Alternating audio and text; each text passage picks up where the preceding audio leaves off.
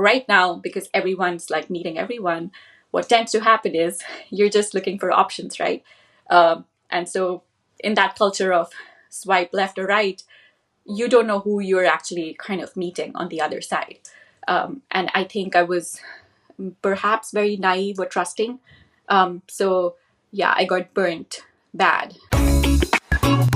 Welcome to the Immigrant Experience in America, an immigrant human library, where we amplify and humanize the experiences of immigrants in the United States and around the world.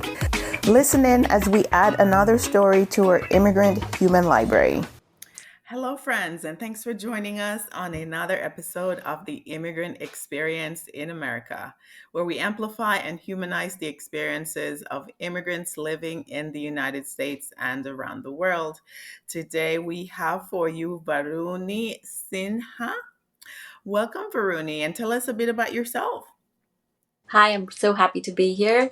My name's Varuni, and I'm a writer.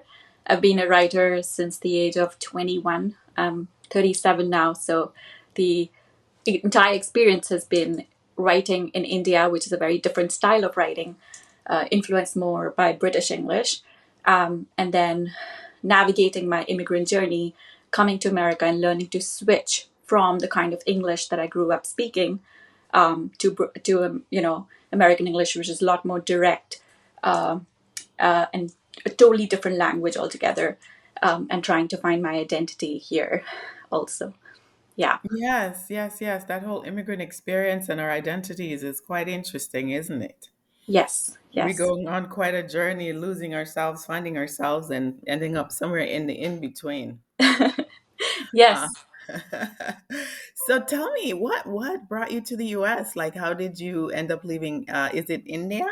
Yes. And like, what's your immigrant story of arrival? So my story is very different in terms of like when people think of the American dream, right? They think of opportunities or they think of leaving a place where they were really struggling to come to a place where there would be abundance. For me, in that sense, as well as in terms of like finding love, it was the complete opposite of what people expect. So when people think of India, they think of arranged marriages, right? So I grew up in a country where everyone's dating, and especially people in my generation, they're dating a lot. So finding love became very difficult for me at a certain point, where I got very exhausted with that entire, dating culture.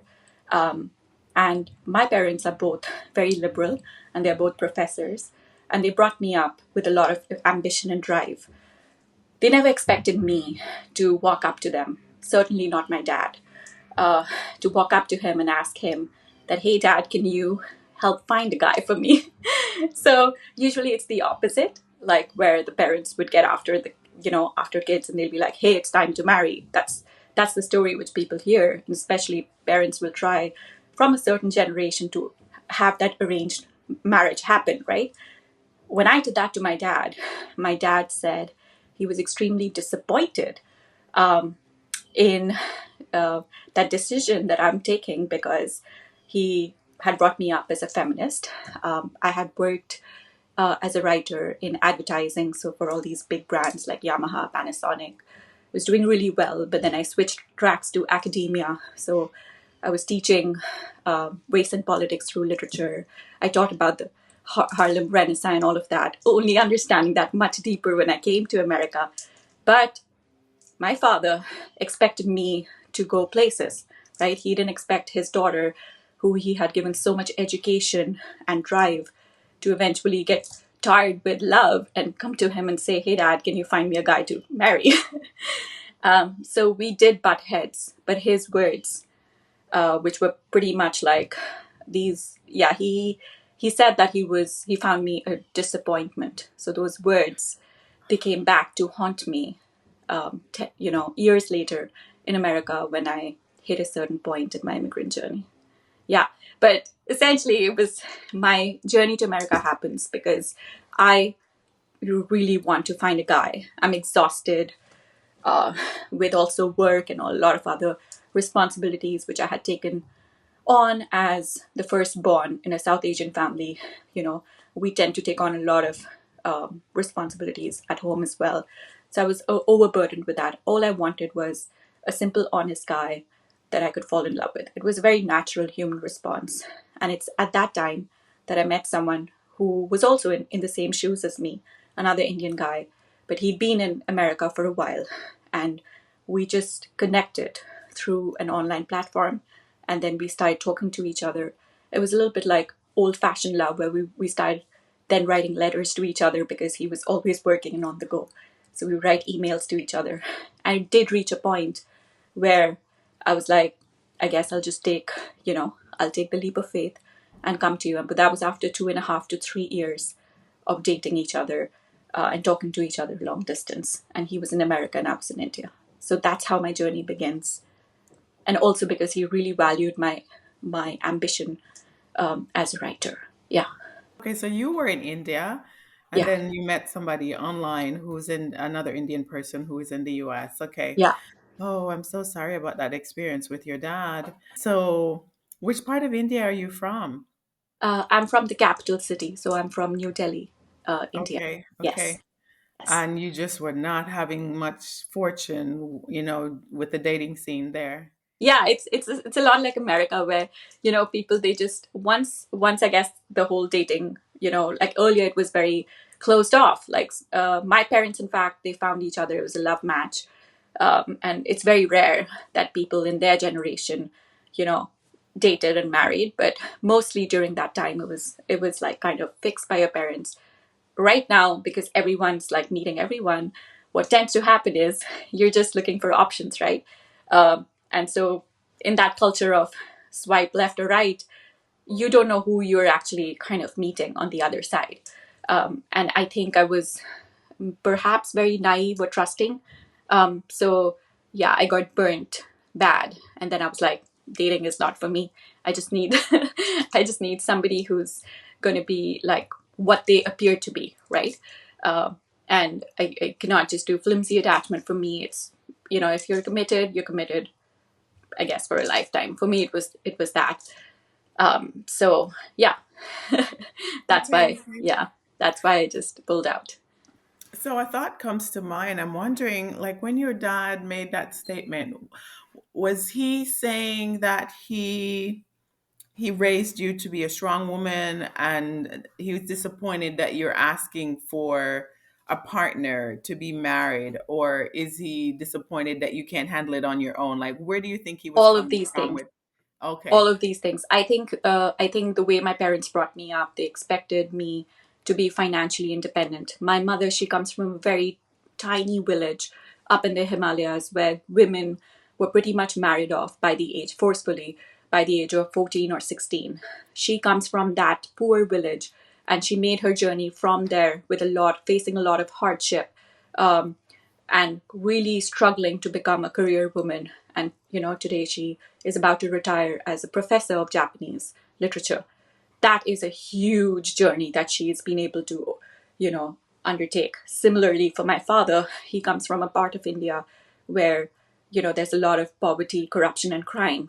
And he retired just 2 years ago as a professor in one of the biggest universities in India. So these are people who came from nothing and they made their way to prominence. But at the same time, throughout their life, they worked to kind of help people who are on the margins of Indian society. So, like my dad, he worked for the tribes of India, or like religious communities which were considered peripheral. And similarly with my mom, she's had this drive that, yes, if I get this far, I'm going to also always try to help other girls or other women from my community who might be struggling. So they naturally had that expectation from me. And I think my dad was absolutely correct. I'm not going to still contradict what he said, because he expected me to first be 100%, financially independent, even though I was working. He expected me to kind of establish myself rather than get distracted with questions of love, which he thought were flimsy at that point.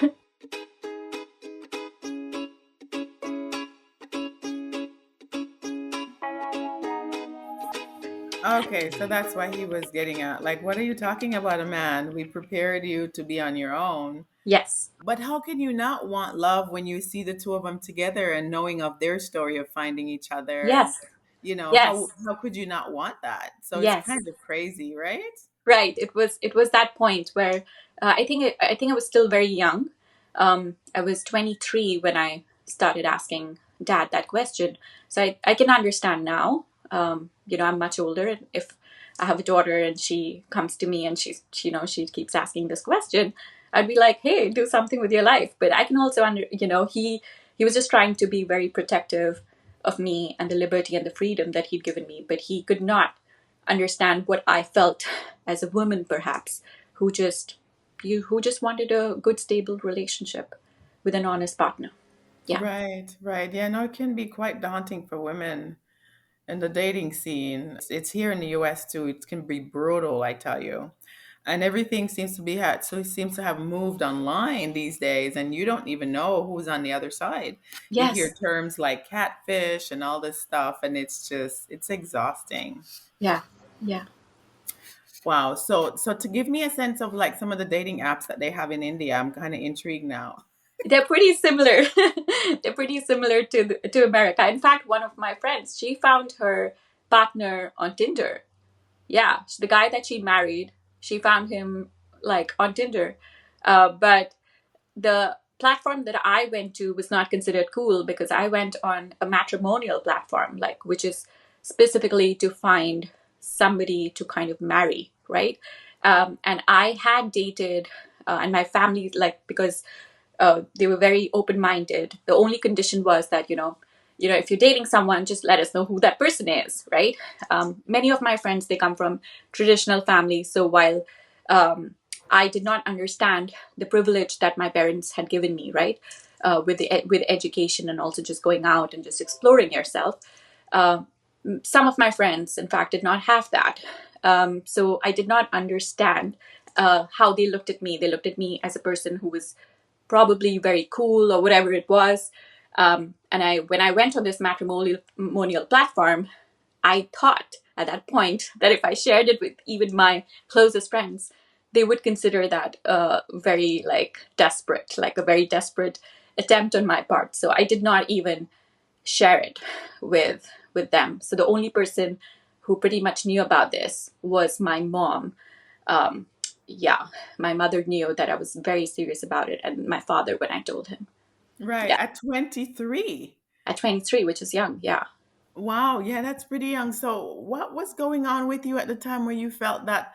Was it that you felt like something was missing in your life? You said you had worked with several companies, high profile Yes. companies. Because at 23, I'm remembering when I was 23, I was running from men, literally running the opposite direction. I was like, I'm going after my education, not you, because I Yes. know if I get with you, what my outcome will be, Yeah. babies and at home, and I was not ready for that. So Yeah. Yeah. tell me, what is it like for a young female, like a young person in India, Yeah. like, because when we think of India, a lot of us think of arranged marriages. I never really thought about the whole dating scene being so vibrant with Yes. online stuff, and Yeah. and some parents offering their children the more liberal perspective of, like, going after what you want as a woman, and even to do that yourself, like even to take on that venture alone Yeah. without your parents in India not being in. That's unheard of. give us a Yeah. So sense it was. Give us a Yeah. sense of what life was like during like your early late teenage years, early 20s. Yeah. So I went into like a media school, which is very highly ranked in India. As soon as I got into the workplace, I was 21. I was younger, slightly younger than my batchmates, and then I got the opportunity to work on some really cool brands. Like my first week at work, I was pitching to Yamaha, and I was working with Panasonic, or I was working with this company called Alstom. And I was very, in fact, like I came from a background of literature, but to be able to use words to actually win campaigns for your agency was something that gave me this instant hit, and I was good at it. And they would send me off to pitches because I had a way of communicating things, which was on point. And because of how good I was, maybe I just worked too hard, and I worked very long hours. So uh, I think I would get to work at around 9 o'clock, and I was in the office till 11, sometimes midnight, and back again at work 9 o'clock in the morning. And that was my life pretty much, for some time. Um, and then I started feeling extremely burnt out. So it is at that point that my father was like, switch to academia. My father really wanted me to toe his line in a way, but I was doing really well in advertising, but he couldn't see why somebody has to be, exploited so much at work, right? Because I was sometimes also at work on weekends. And the thing is that while my family is really a pretty incredible family, but there were, like every family has its own share of problems, and my parents were struggling with my brother who had severe substance abuse issues. And so there was some mental health, issues which came as a result of that, and I took on the burden of it. So there was this, because I was like, I'm gonna, heal him. I'm going to help him.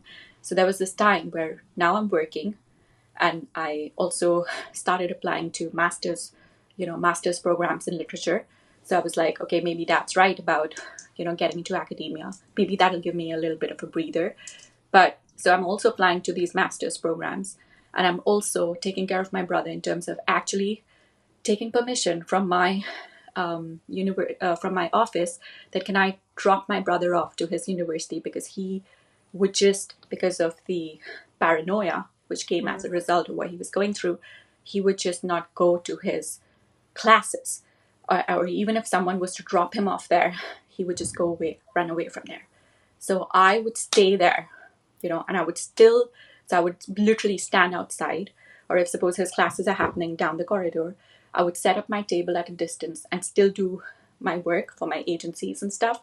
And then from there, get on my little scooty and then go back to work. So it was just crazy. So I took on the emotional burden of kind of trying to help my family, and that puts a lot of pressure also on parents. So my parents, who were a very solid team, and they still continue to be, they started having a lot of issues with each other.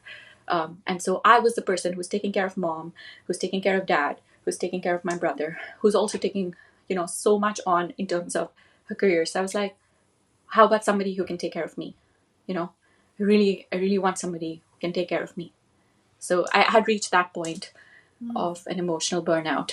And the people that I dated, they were not nice guys, and when you don't meet nice people, I think or narcissistic or very self-interested people, you actually understand what you should not go for. So I was very clear, that is not the kind of a human being I want to be with. You know, I want somebody who's an empath like me. I want somebody who's kind, but most of all, I want somebody who's honest. So that was my criteria.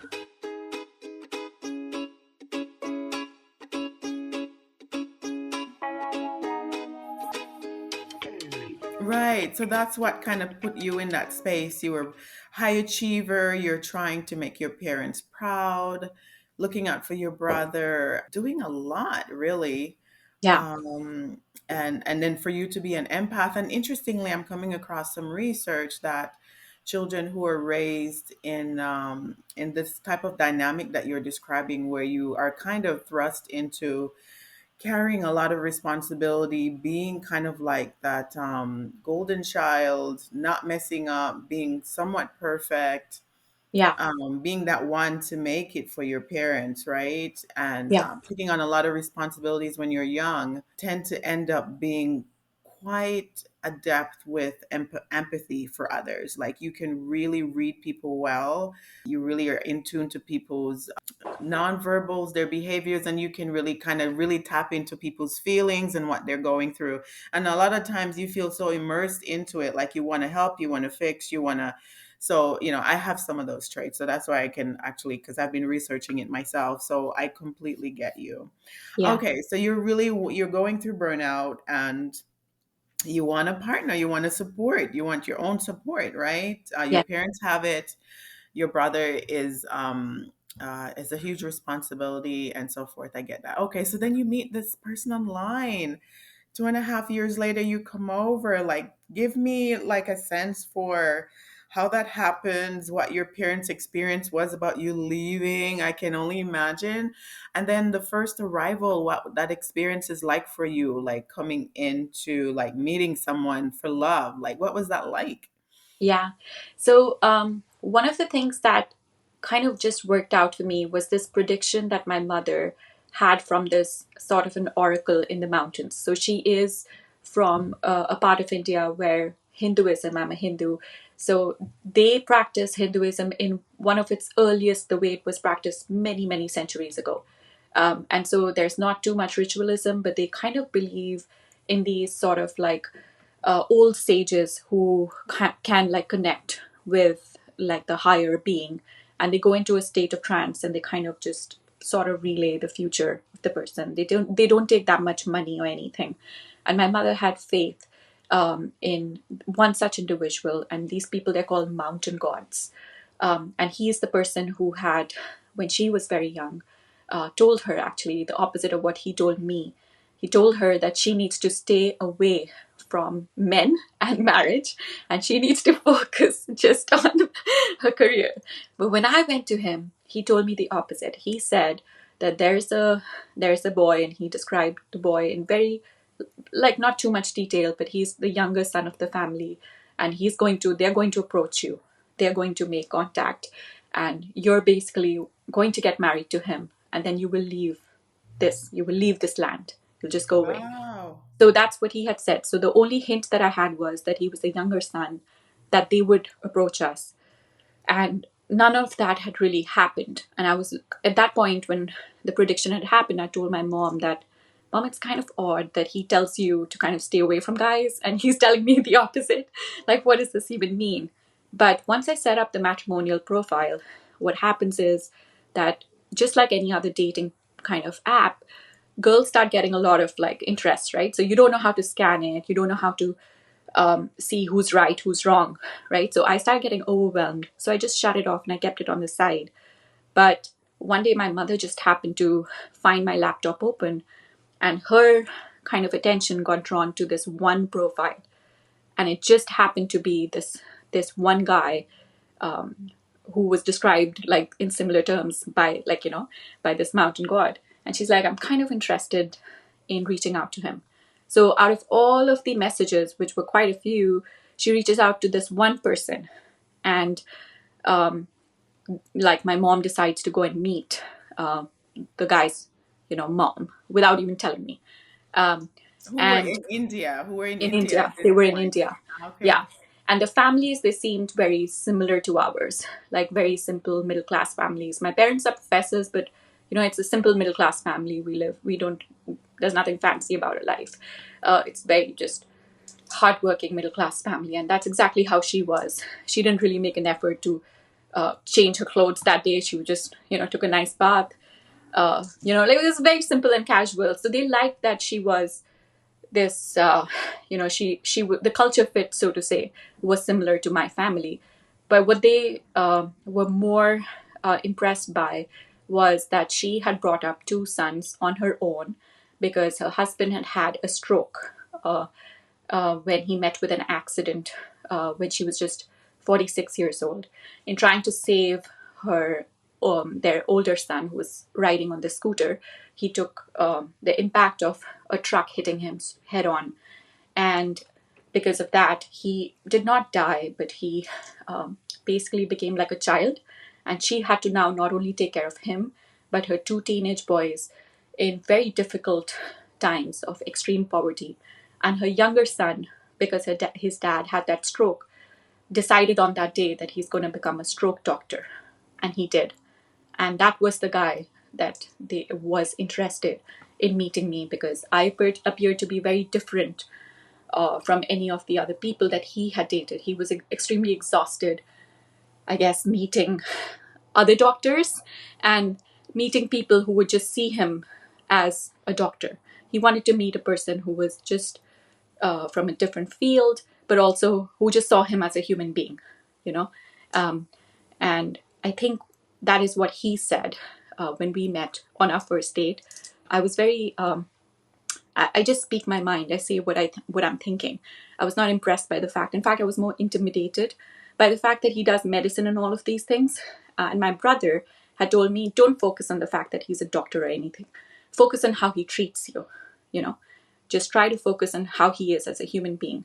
And one of the first few things which I realized about him was, yes, he speaks his mind. He's a very honest guy. And if he's not dressed in his scrubs or anything, you can't even tell that he works in the field that he does. So he's very goofy, very down to earth. And he really liked my sort of passion towards writing. And I'm also an artist, so he was very drawn by my paintings. So we hung out at a gallery and we just spoke to each other. And it just almost felt like, I've known him for a very long time. And it was an instant connection, after which we just start talking to each other over the phone. And mostly I'm writing emails to him, and he's writing emails back to me. Yeah. So that's how I knew. Wow, wow, wow, wow. Okay.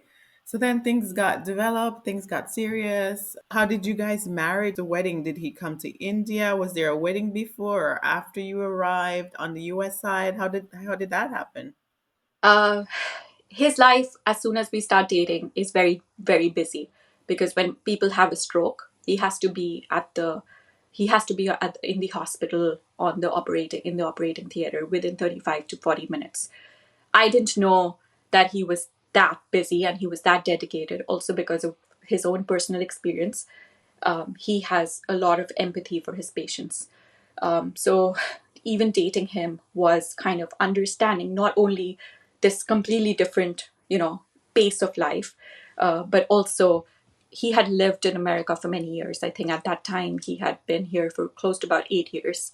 Um, so he also spoke in a different, like he had your accent, or he had like lived like so far away from home for such a long time that it was through him that I was kind of also meeting what it the country, so to say. What would my life in America be like? So it was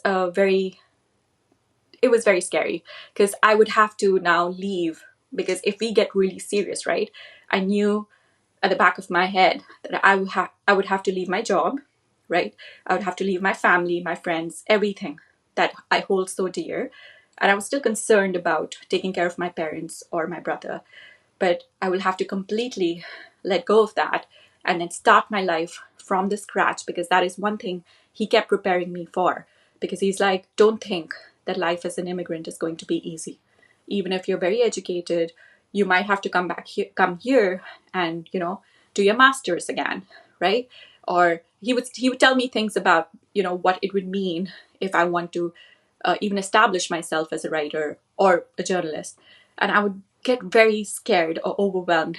But he was kind of coaching me to, be more than ready, so that I don't, get disappointed, or I don't just like quit everything and just sit at home.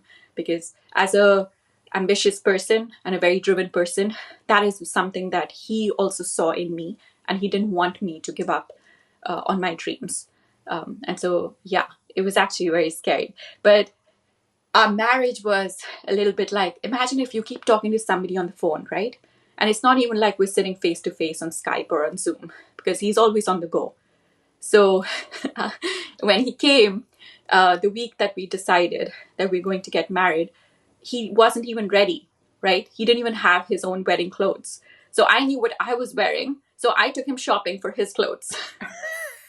This is after you came to the US, right? No, this is in India. He came down. He's like, he has 2 weeks. He has to get married. Everything set up, you know. And so his family's taking care of, the other things, right? Like the bigger family functions and things. And but I'm like, so do you know what you're wearing? He's like, no. So I took him shopping for his sort of like dress, because I knew what I was wearing, so we could match accordingly. But it was kind of like it was very strange, because I haven't seen this guy. I'm always on the phone with him, and now he's in front of me in flesh and blood, right? I know him completely because by now we've been talking for 2.5, 3 years. So if his voice would even change even a bit, I could sense what he's going through. And he had a similar sort of a read on me, right? And we both really valued that. But it's still a huge leap of faith to then imagine that you're going to marry and that everything is going to work out in person, right? So yeah, it was very exciting, but also terrifying.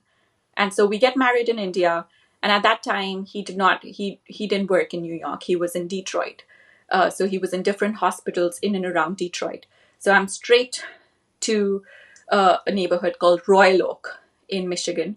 And it's completely different from what you imagine America to be when when you live anywhere in the world. You expect all of America to either be like California or New York City, right? Because that's what you see on TV. And so when you go to Michigan, you're like, wow, right? It's a completely different world. And yeah, you're thrown into, you're pretty much in a neighborhood, which is very like, for me, it was very isolating because I didn't know how to drive.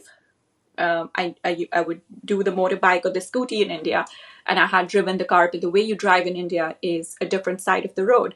So you have to do your driving test. So it's pretty much that now you have to start from zero, not only in terms of driving, but also in terms of where are you going to work, right? So in 2013, when I come to America, I had been told by my husband that you'll be on something called a spousal visa, because my husband was working on the H-1B. And on the spousal visa, women did not have rights to work. In fact, even now on the spousal visa, only if the spouse has completed certain steps on the green card application process, then those spouses will be allowed to work. So our plan was that I will apply to the best universities out there and try to, graduate as a journalist and try and find work as a writer. But still, I knew that the legal framework of the land may not allow me to still, once I graduate, be able to get a job. So he wanted me to be on a completely different track, not dependent on him, because then he thought he would inevitably start controlling me, and he did not want me to ever feel that way. So I come to America, start applying to all these universities and programs, and as soon as I get into a very good journalism school, he's like, go back to India, come back independent of me as a student, but then you'll have to make sure that you get a job as soon as you're out. You have to understand that you have to work 10 times harder than your classmate. You can't take anything for granted because you need the sponsorship to stay in the country. And I will not provide it, because if I provide it, then you can't work at all. So that was the plan, and that's what I did. Wow. So you went back home, applied for what, the F1? Yes. So once I And got into Newhouse School of Journalism, which is in upstate New York, I got into a couple of other, close to about 11 pretty good journalism schools. Because also I didn't have, as soon as I start living, when you live with somebody who's that ambitious, they don't let you sit easy. So he had this sort of a plan always that you're applying to the best of the schools, then you have like a backup plan, and then you have a backup of a backup plan. And like, and I'm not as type A, I'm not as type A as he is, but living with him over the years, that was the plan. I was like, okay, I guess if I don't do it, like he's not going to respect me. But it was good because I felt a sort of fire in my belly, which I had never felt in India, because in India, I was still the privileged. I was the daughter of a professor who had like a lot of things already taken care of. And for the first time, I begin to understand what it's like to be a person of color, what it's like to work super hard and not take anything for granted, right? If I lost my job in India, it's very easy for me. I am the dominant class, and I'm also one of the higher castes. I don't know. I didn't know what it's like to actually not be seen, because when in the sense that I'm considered pretty or cute in India, But here, as a person of color, many times if you go to certain parts of America, you almost feel like you're invisible. People look straight through you, right? So that was a very important experience for me, because it actually teaches you to look beyond yourself. Because if you ever live life, because now I've experienced both, right? Being the upper caste, or being in that sort of a position, and not being in that sort of a position. I kind of value life where you're invisible, because then you're forced to kind of not be so entitled. And that entitlement was completely stripped off of me. Yeah, and I truly value that. So yeah, I go back. I come back as a student. I Even when I was in journalism school, it was tough, because we were thrown into boot camps and things like that, which were very competitive. But it was also this pressure, this mounting pressure from not only my husband, but also his mother, who really cared for me, but I didn't know was a tiger mom. So I get exposed to this very ambitious person and his mom, who are now both like after me to, as soon as I graduate, right, to get a job. And my parents were very chill. So I come from a very chill family, because they know she'll figure it out. She's responsible. But here, these people don't let me rest or take it easy at all. So as soon as I come out, I am, because of that huge pressure on me, able to secure internships in two very good places back to back. So first is Time Out New York, which is very tough to get into, and I do well there. And then I also intern at Guggenheim Museum. And then before any of my American classmates, I have two jobs. I already interview, and I'm able to get two writing jobs back to back. And I start working in the city. So yeah, because I knew that if I didn't do that, they will completely like, I couldn't face my tiger mom, mother-in-law, who was acting now like my own tiger mom. Right, right. Yeah. But then you also had the pressure, transitioning from F1 to maybe OPT, and then Yes. getting hired by a company. So that pressure in Yes. itself is huge, right? That was huge. That was huge. Also, all throughout this time, it's not easy to write for a magazine like Time Out. You have to. You can't just because I was writing listicles for all the fun things to do in the city, and you have to write in a way which is very snarky and humorous. And you yourself are absolutely new in the city, so how the hell do you know what are all the cool places to hang out in? And not only do you have to do the research, you have to also write in their language. So now, for example, I've been able to slowly switch from British English, which basically, to give you a context, it just uses a lot more words, and there is vocabulary and grammar which is completely different. And then American English is very simple, straight to the point. But now that I've learned to kind of understand this is what I'm operating in, that's not it. You have to also be funny in a way that Americans find it funny, right?